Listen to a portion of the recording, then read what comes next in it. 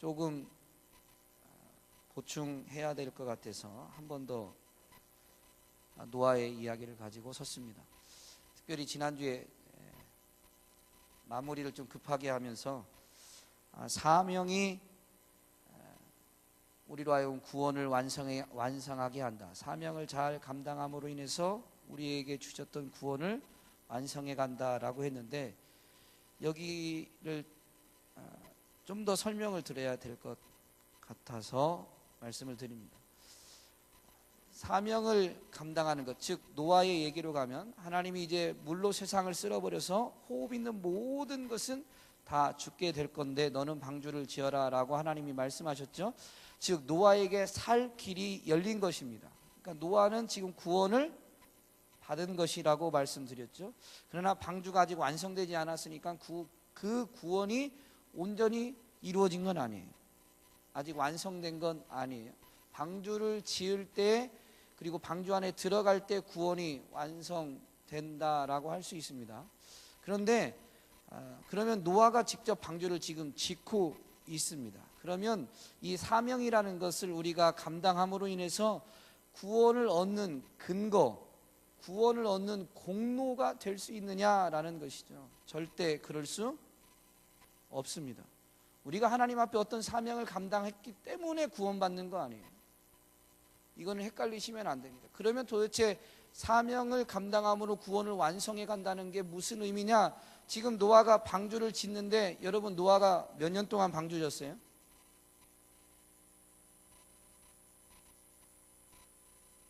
노아가 방주를 몇 년 동안 졌어요?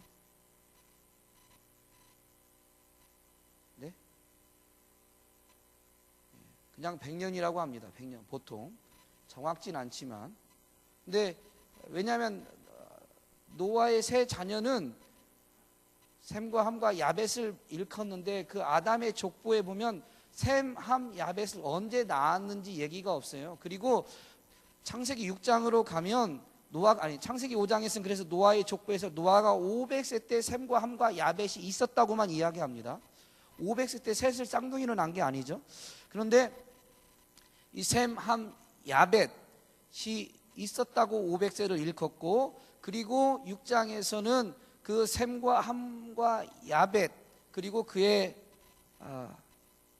이 배우자들 해서 총 8명만 구원받는 거예요. 그리고 그때부터 방주를 지라고 말씀하셨죠. 그래서 그냥 요걸 같은 시기로 봅니다. 6장에 딱 노아가 몇 세였는데 하나님이 계시하셨다라는 건 없습니다. 그런데 5장과 6장을 살펴볼 때, 그래서 500세의 계시를, 명확한 계시, 그 에녹 때부터 내려왔던 게 아니고 이제 하나님으로부터 직접 계시를 받은 건 500세로 간주를 한다면, 사실 홍수는 600세에 이제 났으니까 100년을 준비한 겁니다.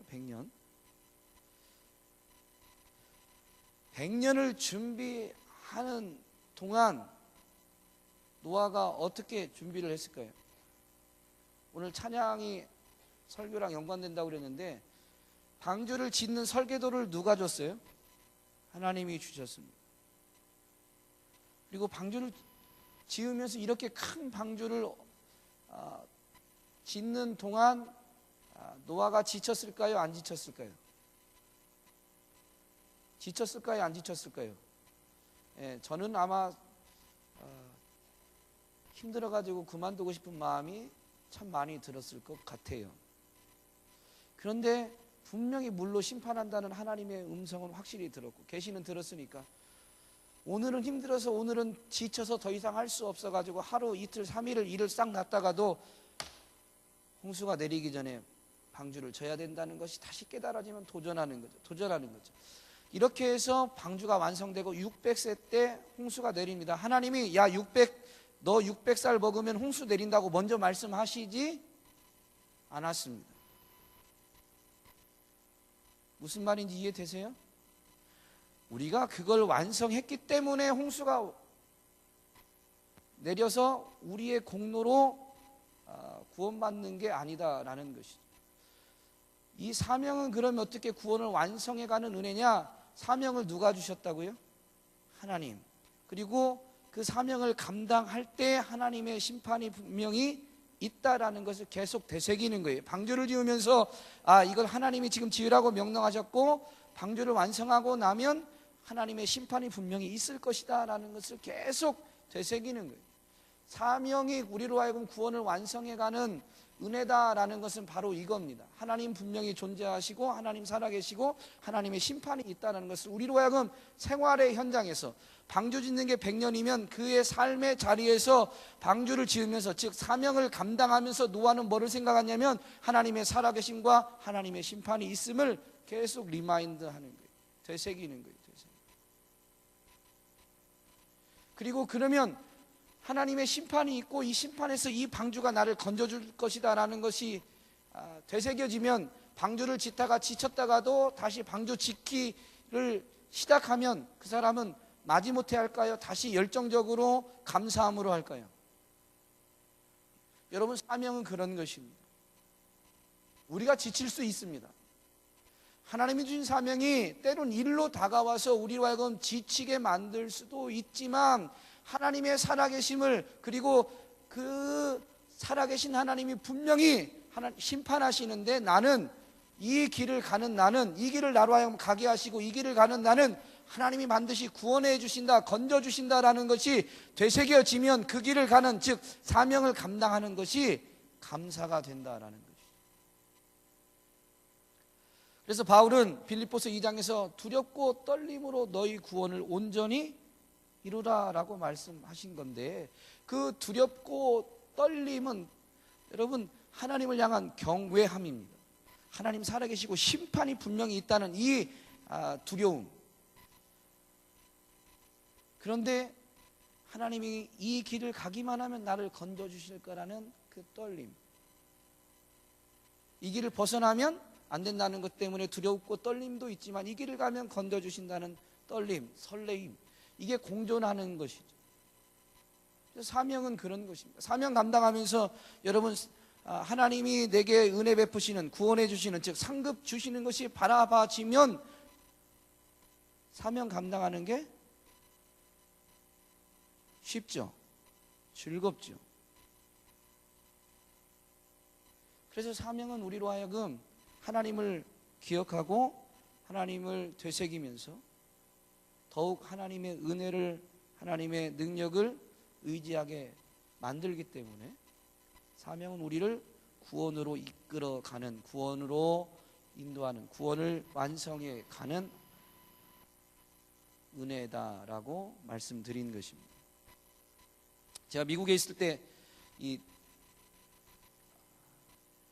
뮤지컬로 노아를 봤습니다. 영화 말고요. 기독교 단체에서 하는 뮤지컬로 하는 노아를 봤는데요. 거기 이제 창세기 5장부터 한 7장까지의 내용을 가지고 하는데, 이 노아의 방주를 보여주는데, 이제 그 뮤지컬이 예를 들면 여기가 공연장이면 이 홀 전체가 나중에 마지막에 가면 이 방주 안이 됩니다. 그래가지고 이 앞쪽에도 막 짐승들이 있고 이 옆쪽에도 짐승들이 있어요. 이게 그냥 연극, 그 뮤지컬이에요. 그냥 영상으로 하는 게 아니고, 그래가지고 옆에 이렇게 커튼이 따고 나중에 올라가면 진짜 짐승을 거기다 갖다 놨어요. 스케일이 다르죠. 땅이 넓어서 그런지. 근데 어쨌든 그렇게 방주 안의 모습을 보여주면서 하는데, 여러분 와 그랬는데 별로 안 좋았어요. 짐승을 진짜 갖다 놔가지고 똥냄새도 나고, 막 이상한 막 역겨운 냄새가 진짜 나는 거예요. 그런데 그게 이제 은혜였던 건 뭐냐면, 방주에서 노아와 노아의 가족이 얼마 동안 살아요? 네? 1년을 삽니다. 1년. 40일 동안 비가 내린 거고요. 그 다음에 물이 빠지면서 결국에는 1년이 걸립니다. 1년. 방주 안에서 1년을 살았는데요. 생각해보니까 거기는 사람들 때문에 그냥 약간 맞게 만든 건데, 여러분 생각을 해보세요. 각종 짐승들이 다 그 방주 안에 있어요. 그럼 1년 동안 노아와 노아의 가족들은 편하게 지냈을까요? 맨날 방주에 그 짐승 똥 치우면서 지냈을까요? 똥 치우면서 지냈어요. 거기에선 그렇게 묘사를 했습니다. 그리고 똥 치우면서 지내는 그 노아와 노아의 가족이 매일 아침 저녁으로 예배를 드리는 거예요. 그러면서 이제 찬송하고 말씀 나누고 하는 모습을 보여주고, 그리고 나면 가서 똥 치우고 이러는, 그게 1년입니다. 근데 방주 안에 갇혀서 깜깜하게 갇혀 있죠. 거기에서 1년을 산다. 여러분 어떨까요? 여러분 평안할까요? 두려울까요? 여러분 믿음이 좋아서 평안하시죠? 예. 지금 현존하는 산으로 치면 에베레, 아이고 발음이 안 되죠? 발음 좋으신 분? 하여튼 그 산, 예.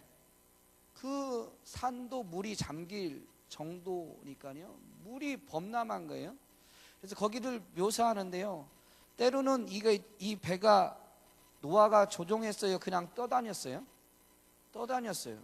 그러면 어떤 경우를 가면 배는 조금 더 요동칠 수 있고, 어떤 경우는 잔잔할 수 있고. 그러면요, 잔잔할 때는 하나님의 은혜인 것 같고, 요동치면 어떨 것 같아요? 이 배가 부서지지 않을까? 그런 생각이 들까요? 안 들까요? 들죠. 드는데 하나님이 우리를 구원하신다, 하나님 우리를 지키신다라는 것을 되새기는 거예요. 방주 안에서. 그러면 방주를 졌기 때문에 구원받은 게 아니라는 게 명확히 나온 거죠. 사명을 감당했기 때문에 구원받는 게 아니고요, 진짜 우리의 구원은 하나님 손에 100% 있습니다. 100% 있습니다. 다음 주에 이제 이 아브라함에 대해서 말씀을 나누면서 또 다른 관점으로 이 믿음을 조명하겠지만 100% 하나님 손에 있는 거예요. 너희가 그 은혜를 인하여 믿음으로 말미암아 구원을 받았으니 이것이 너희에게서 난 것이 아니요 하나님의 선물이다 라고 합니다. 행위에서 난 것이 아니니 이는 누구든지 자랑하지 못하게 하려 함이다 라고 에베소서 2장 8절 9절에서 명확히 가르쳐 주셨습니다. 그러니까 이 방주를 지은 사명을 감당한 이 일 자체가 구원의 근거나 공로는 되지 않습니다. 다만 구원자이신 하나님을 사명의 자리에서 더욱 선명하게 바라보고 더욱 의지하게 되더라라는 것입니다. 제가 미국 유학할 때 저희 지금도 영어를 못 하거든요. 지난 주일날 예배 2부 예배와 3부 예배 사회 누가 봤는지 아세요? 주일날? 제가 봤는데 3부 때 외국인이 왔어요. 한 사람이 세 가족으로. 그런데 작년인가요? 한번 그 IWT 팀이 오는 날 하필이면 제가 사회를 봐가지고 목사님이 영어로 그 사람들 일어나고 이렇게 소개하라는데요. 등에서 식은땀이 줄줄 나가지고 메리아스가 다 젖었거든요. 미국 유학 갔다 오고도 영어 울렁증이 지금도 있어서 이걸 간증하려면 시간이 길고요. 어쨌든 영어를 지금도 못하는데 유학할 때 얼마나 말이 우는 줄 아세요? 국제 미아 되는 줄 알고 울고, 그 다음에 제가 먼저 6개월 먼저 갔는데 그래서 혼자 가다 이러다가 가족하고 떨어져서 국제 미아 되는 것 같아서 혼자 울고, 혼자 가니까 혼자 안 보게 울고, 6개월 뒤에 이제 가족 데리러 나와서 가족 데리고 들어가는데 영어를 못해서 가족이 생고생하는 거예요. 심하게 말하면 애들 표현을 하면 개고생한 거죠. 하나님이 뭔가를 깨닫게 하시려고 하셨는지 잘 그때 지금도 잘 이해가 되진 않지만 비행이 캔슬돼 가지고 비행기가, 그래서 공항에서 하룻밤을 자야 되는데 이게 안 되는 거예요. 이게 이거 이제 그때 당시 데리고 간, 그때는 자녀가 둘이 있었거든요. 둘째가 24개월 전에 가면 비행기 표값을 안 내거나 싸게 냅니다. 그래가지고 24개월 전에 이제 서둘러서 간 건데, 24개월이 안 된 아이 둘째 딸, 큰애랑 둘째랑 2살 차이인데 큰애도 그냥 뭐 별로 크지 않죠. 그런데 감사하게 티켓팅은 다 한 거예요. 그래서 한 사람당 이 가방을, 짐을 2개씩 보낼 수 있는데, 뭐 저희는 미국으로 가서 눌러 살 게 아니고 올 거라는 생각이 확실하니까 그냥 짐을 가볍게 쌌습니다. 그래서 이민용 가방 8개, 사계절 옷하고 뭐 이런 것 좀 싸니까 이민용 가방 8개가 됐는데, 건우와 은지 애기들은 이민용 가방을 갖고 다닐 수가 없죠. 이거 여기서 저기 외국을 좀 다녀본 분들은 웃으시는데, 그러니까 이제 첫째와 둘째가 이 긴 비행을 하면 애들이 처져가지고 공항에서 안아야 되는 거예요. 저는 건우를 안고 제 아내는 은지를 안고, 그리고 지금 이민용 가방이 8개인데다가 캐리어를 기내로 또 가지고 갈 수 있잖아요. 어차피 둘은 못 하니까 기내용 캐리어 2개, 그래서 가방이 총 10개. 애를 안고 그 다음에 가방, 이민용 가방 10개를 갖고 숙소를 해결해야 되는데 이게 안 되는 거예요. 그래서 비행기가 캔슬된 것도 이게 그날 캔슬되다 보니까 공항에 사람들이 인파가 몰려서 줄이 다음 비행기까지 6시간이 있었는데 6시간 줄 섰는데 비행기 마감 시간 다 돼서야 비행기 캔슬된 걸 알게 된 거죠. 그러니까 가장으로서 그때 이제 이 영어 6개월 동안 난 뭐 했나. 저는 미국만 가면 영어 되는 줄 알았거든요. 6개월 갔다 오면 영어 될 줄 알았는데 영어는 5년 지나도 안 되니까. 지금은 웃지만 그때는 아내 앞에서는 울 수 없고 애들 앞에서는 울 수 없고 참 많이 울었습니다. 그렇게 해서 이제 공부를 시작을 하니까 이 뭐라고 해야 될까요? 영어 듣는 게 어쨌든 해야 된다는 것 때문에 열심히는 했는데 몸이 못 따라가는 거예요. 몸이. 그래서 기적으로 제가 이제 미시간 주에 있는 칼빈 신학교에 갔는데 가자마자 간 건 아니고요. 이제 한 2년 동안 한국어 학교에서 있으면서 적을 거기다 두고 영어를 2년 동안 이제 공부를 했습니다. 그러면서 이제 칼빈 신학교를 지원을 했는데 그것도 하나님이 누군가를 붙이셔서 했어요. 그래가지고 칼빈 역사에 저처럼 칼빈 신학교를 입학한 사람이 없습니다. 제가 1호로. 무슨 얘기냐면 표현을 이렇게 해서 죄송합니다. 저랑 대화했던 분이 그렇게 저한테 이야기하더라고요. 개구멍으로 학교 들어온 사람은 당신이 처음입니다. 뭐 이렇게. 학교에 정문이 있고 개구멍이 있는데 저는 개구멍으로, 이 학교에는 개구멍이 원래 없었는데 저 때문에 개구멍이 생기고 저만 개구멍으로 들어간 거예요. 나중에 기회 되면 아마 다 진짜 하나님이 하셨구나라고 밖에 인정할 수밖에 없는 그런 과정이 있었습니다.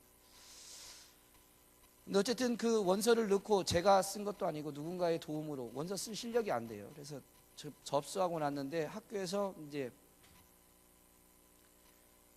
3개월을 미뤘어요. 합격 발표를 3개월을 2주 뒤에 그래서 3개월을 미루는 기간 동안 기다리는데 애가 타더라고요. 처음에는 못 모르고 그냥 옆에서 도와줘서 넣었으니까 합격했으면 좋겠다고 그랬는데 이게 미뤄지는 순간부터는 진짜 현실이 보여지는 거예요. 그래서 집사람이랑 둘이 했습니다. 한 3번 미뤄지고 난 다음에 오라고 그러면 어떻게 하냐. 이게 무슨 얘기냐면 합격시켜주면 이제 어떻게 하냐 이거예요. 영어가 안 되는데. 근데 합격이 돼가지고 갔어요. 공부는 해야 되겠고 실력은 안 되고 그래서 교수님을 찾아갔습니다. 사실은 내가 영어 실력이 좀 많이 부족하니까 다음 학기 때 가르칠 것을 미리 좀 알려달라. 이걸 영어로 잘한 게 아니고요. 써갔습니다. 누군가의 도움을 얻어서. 그래서 이렇게 미리 이제 다음 학기에 배워야 공부해야 될 과목 그리고 거기에 관련된 책을 미리 다 받아가지고 3개월이 방학이거든요. 방학 내내 도서관을 다닙니다. 방학 내내 도서관 가서 그 책을 미리 읽고 뭘 어떻게 할지 준비를 합니다. 그런데 교수님이 그렇게 했어도 학교에서 나중에 이 교수가 다음 학기에 가르칠 것을 이제 학교에다 승인을 받는데 거기서 승인 못 받으면 수정을 해야 되거든요. 그러니까 이게 수정되면 3개월 읽은 게 어떻게 돼요? 도루묵이 돼요. 말짱 꽝이 돼요. 그래가지고 저는요 방학 때 또 어디 관광 다닐 여유도 없고 그냥 도서관 다니고 그다음에 학기 중에도 도서관 다니고, 읽어야 될 책이 실력이 그만큼 안 되는데 요구되는 이 리딩 분량이나 제출해야 되는 논문이 많이 있으니까 이제 뭐 어떻게 하냐면 미리미리 좀씩 준비를 하면서 이것이 교수가 이렇게 탈락시키지 않도록, 수정을 요구하지 않도록 잘했네 계속 그렇게 해서 제출해, 요 말 듣기 위해서 3개월을 방학 때는 3개월을 그렇게 기도하면서 도서관을 다니고, 도서관을 다니면서 학기 중에는 이 하나하나 이제 대지 하나하나 글을 써가면서 이것이 수정되지 않고, 제가 써가는 것이 글은 완벽하지, 글은 수정을 해야 되는데 주제나 이런 논지들을 수정받지 않고 그대로 진행할 수 있도록 해달라고 기도하면서 그렇게 공부를 했습니다. 그렇게 공부하면서 처음에는 뭐 B- 그 다음에 뭐 B제로 이렇게 성적을 받다 보니까 마지막 학기에는 야 그래도 나름 여기까지 왔는데, 그 칼빈에는 A+는 없습니다. 제일 높은 점수가 A0입니다. A0는 좀 하나라도 받고 가야 되지 않을까? 그래가지고 방학 시작하면서 교수님한테 찾아갔습니다. 나 이번 학기는 A0 두 과목 남았는데 두 과목 A0 받고 싶다고. 내가 어떻게 하면 A0 주겠냐? 너 하는 거에 달렸지 그러더라고요. 그러면 내가 A0 받도록 할 텐데 과제가 마감이 11월 마지막 주면 내가 한 달 전까지 이 과제를 해오겠다. 그러면 A0 받을 수준이 안 될 거니까 A0가 될 수준으로 나를 이렇게 코치를 해주면 내가 한 달 안에 보완해서 제출할 테니까 A0를 달라고 했습니다. 그렇게 해가지고 마지막 학기는 A0를 받고 왔어요. 무슨 얘기를 하는 거냐면요, 두렵고 떨림으로 실력이 안 되는데 학위 과정은 마쳐야 되겠고, 학위를 하다 보니까 이왕이면 조금 더 이런 마음이 생겨서 그렇게 도전하게 됐는데, 제 실력으로 안 되니까 아침에 가서 도시락 2개 싸가지고 도서관 문 닫기 직전에 나올 때까지 있는데 새벽 기도를 빠뜨릴 수가 없는, 내가 아침 일찍 가서 밤 늦게까지 공부해서 내 실력으로 감당할 것 같았으면 제가 아마 새벽 기도를 안 했을 거예요. 피곤하니까. 미국은 커피잔이 굉장히 큽니다. 그래서 이거 2배 정도 되는데 이런 커피잔으로 커피를 하루에 10잔, 평균 10잔씩. 도서관 가면 따뜻하고 공기가 좀 탁하니까 밖에보다는 더 졸리는 거죠. 늦게 자고 새벽 예배 드리니까 낮에 졸리면 커피로 버티고 그렇게 다니는 거예요. 그렇게. 학기 방학 중에는 그렇게까지 도서관을 안 갔죠. 그런 얘기를 하려고 한 게 아니고요. 그런데도 불구하고 새벽 예배를 안 나갈 수가 없는 거죠. 왜냐하면 내 실력은 지금 학교에서 쫓겨나야 될 실력인데 이 실력 가지고는 여기에서 공부할 수 없고 이렇게 낙제해가지고 쫓겨나야 될 실력이니까 연약함이 발견될수록 어떻게 되냐면요, 하나님 앞에 매달리게 되어 있습니다. 노아가 방주를 100년 동안 짓는 동안에 노아에게 핍박이 없었을까요? 어려움이 없었을까요? 포기하고 싶은 마음이 왜 없었을까요?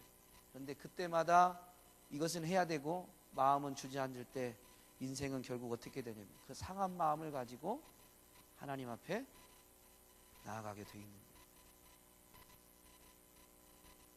그래서 사명이 버겁습니다. 사명이 내 노력 없이도 눈물, 땀 없이도 이루어지는 건 사명이 아닙니다. 땀과 눈물을 동반하게 되어 있죠. 이영환 목사님이 쉽고 가볍고 재밌게 목회하신다고 그러는데요, 간증 들으셨죠?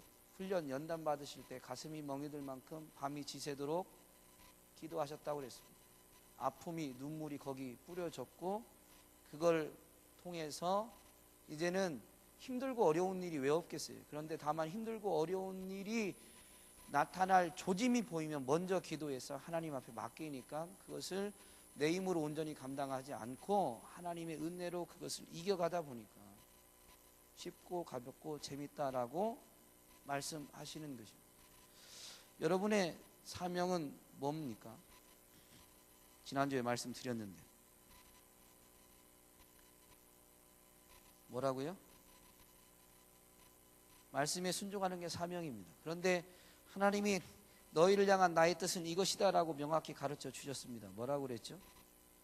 항상 기뻐하라, 쉬지 말고 기도하라, 범사에 감사하라. 여러분 항상 기뻐하고 계십니까? 범사에 감사하고 계십니까? 오늘도 제가 설교 준비한 건 하나도 못했는데 여러분 그래서 중간에 영어 성경으로만 이제 묵상했는데요. 항상 기뻐하라 라는 것도 be joyful 이라고 되어 있습니다. 말씀드리고 싶은 건 be입니다. 그 다음에 비동사 명령형이죠. be joyful. 그 다음에 범사에 감사하라는 그런 뭘까요?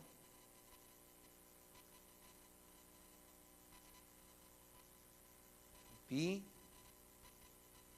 thankful입니다. 이 무슨 얘기를 드리고 싶은 거냐면요. 항상 기뻐하라, 쉬지 말고 기도하라, 범사에 감사하라 라는 명령이 be joyful 그 다음에 pray 되어 있습니다. pray continually, be thankful. 그러니까 위아래가 대조고요. 가운데가 이렇게 겹쳐지는 중심이 된다는 거예요. 첫 번째와 마지막이 딱 접혀져서 be joyful, thankful. 그리고 가운데는 pray continually 되어 있습니다. 즉 무슨 얘기냐면 항상 기뻐하는 것이 우리가 돼요, 안 돼요? 안 돼요. 범사에 감사하는 게 돼요, 안 돼요? 안 돼요. 작년인가요? 어머니 기도회 때 감사는 뭐라고 했는지 혹시 기억하세요? 감사 강사 한 분 오셨었잖아요. 감사는 쥐어 짜는 거다라고 하면서 수건을 쥐어 짜는, 저절로 나오는 게 아니고 쥐어 짜야 나오는 게 감사다라고 했습니다. 근데 그 억지로 해야 나오는 게 감사한 거죠. 억지로 해야 나오는 게 기쁨이에요. 저절로 하는 기쁨은 성경이 요구하는 기쁨이 아닙니다. 그것은 세상도 합니다. 아니, 세상은 더 추구합니다. 하나님 아닌 것에서 기쁨과 즐거움을 찾으려고 세상이 더 분주합니다. 그런데 아세요?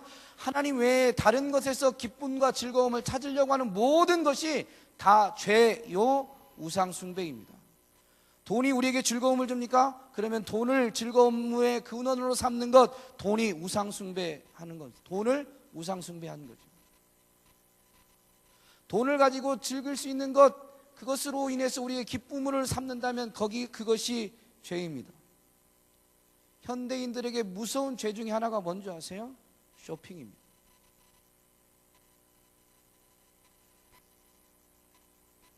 자본주의, 자유주의 이런 사회에서 쇼핑은 돈만 있다면 마음대로 하는 게 맞다고 생각합니다. 틀린 말은 아닙니다. 그건 인간적인, 세상적인 말입니다.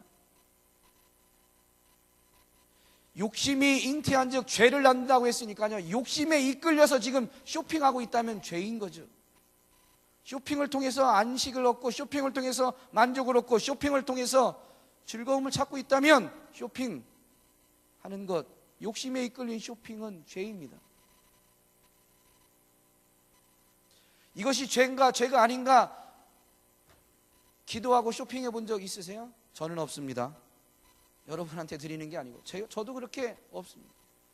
무슨 얘기냐면 이 땅을 사는 동안 쉬지 않고 기도하지 않으면, 즉 pray continually 했는데요, 이것은요 늘 기도하는 라는 의미는 아닙니다. 이영환 목사님도 쉬지 않고 기도할까요, 안 할까요? 목사님은 주무실 기도를 안 할 때가 있을까요, 없을까요? 질문이 어려우세요? 이영환 목사님은 기도를 안 할 때가 있을까요, 없을까요? 있어요. 그러면 이영환 목사님 쉬지 말고 기도하라는 명령을 했으니까 죄인입니다, 뭐 이래야 돼요? 아니죠. 성경에 보면 그러면 베드로는 바울은 기도 안 했을 때가 있을까요? 없을까요?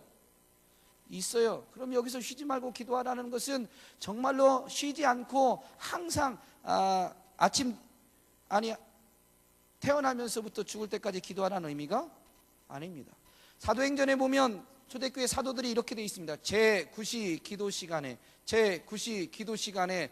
여러분, 비록 베드로가 요바에서 무두장, 즉 가죽 세공업자 시몬의 집에 있을 거했지만, 성전이 없지만 기도 시간을 만들었고, 기도 시간이 되어서는 어떻게 해요? 옥상에 가서 기도하는 거죠.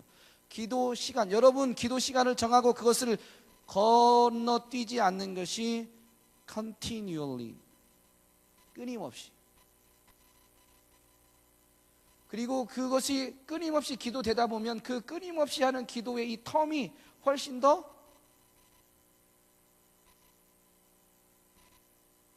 가까워지죠. 전에는 일주일에 한 번 기도하던 사람이 일주일에 한 번도 정말로 영적으로 깨어서 성령에 이끌려서 기도하다 보면 일주일에 한 번 같다는 언젠가는 내용이 답답한 걸 깨닫게 됩니다. 그래서 일주일에 한 번이 아니고 일주일에 3번. 그러다가 매일 새벽 예배는 꼭 새벽 예배가 아니더라도 매일 기도하기 시작하고, 매일 기도도 이제 아침 저녁으로, 아니면 이제 더 자주. 그래서 이영환 목사님은 그런 기도에 훈련을 받다 보니까 무시로 기도를 강조하시는 거죠. 어쨌든 쉬지 말고 기도해야 됩니다. 예수님도 베드로와 야고보와 요한을 데리고 겟세마네 동산에서 가셔서 그들이 기도하라고 했는데 잠잘 때 뭐라고 하셨죠? 그 다음에요, 1시간 깨어 있을 수 없다는 건 요즘 목사님이 강조하시니까 기억하시는데, 시험에 들지 않게 깨어 기도하라. 마음에는 원이로되 육신이 약하도다. 우리의 마음이 아무리 원하는 게 있어도 육신은 그 원한 바대로 살지 않도록 만든다 이거예요. 육신이 우리 영의 소원을 제한하고 있어요. 우리의 육신의 약함이 그것을 행하지 못하게 만들어요. 그래서 어떻게 하라고요? 기도하라. 그래서 기도하라는 거예요. 육신이 약하기 때문에 기도하라는 거예요. 근데 우리는 이영환 목사님 말씀처럼, 저도 기도 시간 새벽에 피곤해서 잠들어서 못 나오면 저희는 이렇게 표현합니다. 은혜입니다. 하나님 오늘 재워주셨다고, 알람소리 못 듣게 해주셨다고 은혜입니다라고 말은 하지만 마음은 원이로되 육신이 약해서 라는 말을 안 쓰려고 이제 대타로 나온 말인데, 기도 시간 빼먹었다고 해서 마음은 원이었는데 육신이 약하다라는 건 그게 적용이 아니에요. 마음이 소원이 육신의 약함 때문에 행하지 못하니까, 사도 바울이 로마서 7장에서 내가 원하는 바 선을 행하지 않고 도리어 원치 않는 바 악을 행한다. 오라 나는 곤고한 사람이다 라고 고백했거든요. 그러나 예수 그리스도 안에서 생명의 성령의 법이 우리를 자유케 하는데, 예수 그리스도 안에서 생명의 성령의 법을 누리는 게 뭐예요? 기도밖에 없습니다. 로마서 11장 13절에서 기도하는 자에게 성령을 주신다고 했으니까. 그래서 기도할 때 육신의 약함을 이기게 되는 거예요. 그러므로 항상 기뻐하고 쉬지 않고 기도할 때 또 범사에 감사할 수 있는 것입니다. 오늘 할 거 하나도 못 했는데요, 방송실에 설교문을 주고 3분만 더 할게요. 그러면 10분 제가 더 하는 거거든요. 항상 기뻐하라 라는 것은 잘 아시는 대로 항상이 포인트입니다. 항상. 여러분, 어떻게 해야 항상 기뻐할 수 있을까요? 기뻐해야 될 이유가 항상 있으면 됩니다. 어려워요? 그러면 기뻐해야 될 이유, 기뻐해야 될 근거, 기쁨의 근원이 항상 있어야 되는데, 여러분에게 항상 있는 것이 뭐예요? 우리가 구주로 영접한 예수 그리스도, 영으로 찾아오신 성령 하나님 외에는 없습니다. 세상에 있는 것은 있다가도 없고 우리를 즐겁게도 했다가 속상하게도 하는데요, 항상, 그래서 기쁨의 근원을 하나님으로 삼아야 된다라는 것입니다. 그런데 기도할 때만 그게 생각나는 거예요. 여러분이 삶의 자리에 가서 아무리 열심히 살아도요, 하나님이 내 기쁨, 하나님만이, 하나님의 구원이 내 기쁨의 이유다라는 것을 생각나게 하는 건 이 땅에 어디에도 없어요. 기도할 때, 하나님을 부를 때, 하나님이 나를 건지셨지, 여기서도 건지실 것이지, 그래서 슬픔이, 아픔이, 문제가 있는데도 기뻐하기로 결단하게 되는 것입니다. 언제? 기도할 때. 감사는 어떻게 하면 감사할 수 있을까요? 기쁨과 감사는 사실 또 같이 가기도 합니다. 어떻게 해야 감사할 수 있을까요? 그냥 말씀 마무리하겠습니다. 자족하면 모든 일에 감사합니다. 풍부에도 궁핍에도 처한다는 일체의 비결을 배운 바울이 그렇게 고백하죠. 빌립보 4장 13절에서 내게 능력 주시는 자 안에서 내가 모든 것을 할 수 있다. 모든 일 범사에 감사하는 것 언제 하느냐? 우리에게 능력 주시는 자 그 하나님 안에 있을 때. 기쁨도 하나님 안에 있을 때, 감사도 하나님 안에 있습니다. 그런데 감사는 언제? 자족하는 일체의 비결을 배워야 돼요. 기도함으로 인해서. 그러면 감사하면 우리 삶에 어떤 것이 열매로 나타날까요?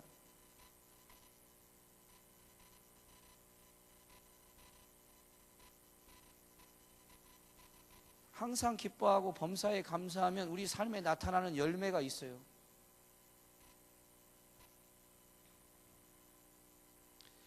골로새서 3장 15절에 이렇게 써있네요. 그리스도의 평강이 너희 마음을 주장하게 하라. 너희는 평강을 위하여 한 몸으로 부르심을 받았나니 너희는 또한 감사하는 자가 되라.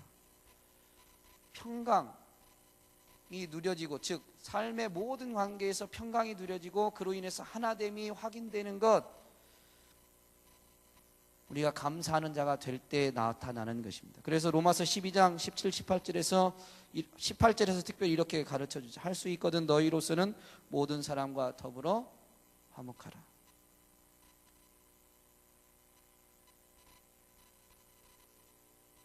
감사하는 자가 평강으로 한몸 되는 하나됨을 이루고, 하나님 우리에게 모든 사람과 더불어 화목하라 할 수만 있으면, 즉 범사에 감사하면 모든 사람과 더불어 화목하게 되죠. 여러분도 여러분 주변에 입에 불평이 달고 다는 사람과 함께 하고 싶으세요?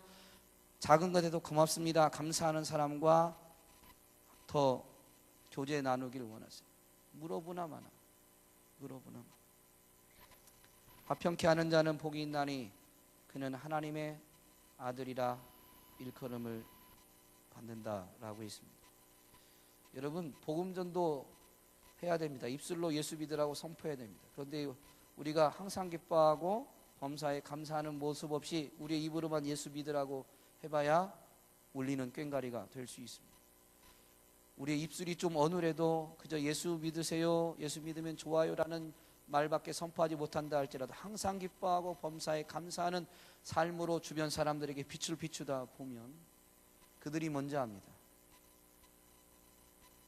하나님의 아들이구나, 하나님의 사람들이구나. 그래서 그것이 항상 기뻐하고 쉬지 말고 기도하고 범사에 감사하는 것이 그리스도 예수 안에서 우리를 향하신 하나님의 뜻이요 우리에게 주어진 사명인 것입니다. 우리가 여기까지 좀 볼 수 있었으면 좋겠습니다. 기쁨의 근원도 감사의 이유도 하나님께 있다면 이 사명, 항상 기뻐하고 범사에 감사하고 이를 위해서 쉬지 않고 기도하는 삶을 살 때마다 우리는 하나님, 우리의 모든 생각과 삶의 방향을 하나님께 맞추다 보니, 그렇게 살아가다 보면 우리의 구원은 맛보아졌고 누려지고 완성되어지게 될 줄로 믿습니다. 기도하겠습니다. 여러분 각자 말씀을 놓고 조금 한 10분 이상 좀 더 길게 했는데, 여러분이 말씀을 기억하면서 사명이 바로 우리로 하여금 하나님을 기억하고 하나님의 은혜를 사모하게 만드는, 우리의 약함과 우리의 부족함을 깨닫고 그래서 더욱 하나님을 찾게 하는 것이다 라는 거 했는데, 특별히 우리가 항상 기뻐하지 못하고 범사에 감사하지 못하고 때로는 불평하고 때로는 아파하고 할 때마다 그래서 우리는 다시 기도의 자리로, 그래서 하나님을 기억하며 하나님의 뜻대로 살지 못했다는 것을 회개하고 하나님의 은혜를 구할 때 기뻐하고 감사하는 삶을 살아가게 되고, 그 사명의 자리에서 하나님의 아들이라는 인정받아 복음을 전하는 저와 여러분이 될 줄로 믿습니다. 말씀을 짧게 요약했지만 기억하면서 여러분의 결단이 하나님 앞에 올려졌으면 좋겠습니다. 여러분의 사명입니다. 항상 기뻐하고 쉬지 말고 기도하고 범사에 감사하라. 대단한 것 아닐 수 있습니다. 삶의 작은 부분에서도 기뻐하고 감사하라는 것이 이런 게 무슨 하나님이 주신 사명이야 라고 할 수 있는데, 착하고 충성된 종아, 네가 작은 일에 충성하였으며 크고 많은 일을 내게 맡기리라 주님이 말씀하셨습니다. 이 일들을 감당할 때 여러분을 통해서 하나님은 더 큰 일들을 계획하시고 시도하시고 이루어 가십니다. 작은 일, 오늘 모두에게 맡겨진 듯한, 모두에게 준 것 같은 한 달란트와 같은 그런 일인데도 불구하고 우리가 잘 되지 않잖아요. 먼저 이것에 이런 삶으로 하나님 앞에 살아드려서 하나님의 뜻을 이루고 하나님을 기쁘시게 해드리기로 결단하며 자유롭게 기도하시다가 돌아가시도록 하겠습니다. 기도합니다.